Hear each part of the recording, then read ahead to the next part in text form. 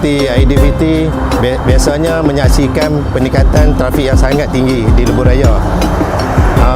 Cabaran utama Plus Ronda adalah memastikan masa tindak balas, iaitu respon time yang kekal pantas walaupun keadaan trafik yang tinggi.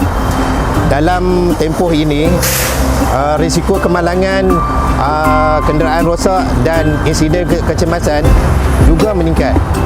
Jadi anggota Plus Ronda sentiasa berada dalam keadaan bersiap sedia untuk memberi bantuan segera, memastikan keselamatan pengguna lebuh raya dan kelancaran trafik. Peranan utama Plus Ronda adalah memberi bantuan kecemasan kepada pengguna lebuh raya secepat mungkin. Antara bantuan yang disediakan untuk mengenai kerosakan kecil kenderaan, tayar pancit atau bateri lemah, serta membantu menguruskan dan mengawal trafik di lokasi insiden.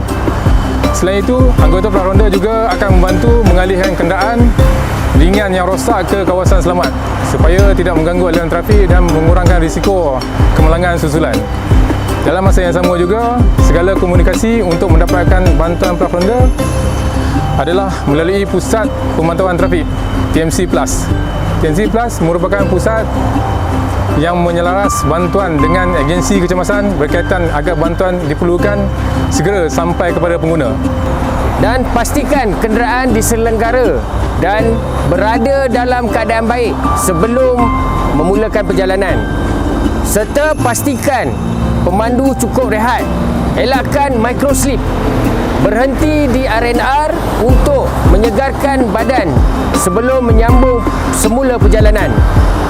Patuhi had laju serta kekalkan jarak selamat antara kenderaan dan dapatkan maklumat trafik terkini menerusi aplikasi Plus, pembantu Maya Puteri Plus atau menerusi saluran stesen-stesen radio utama negara.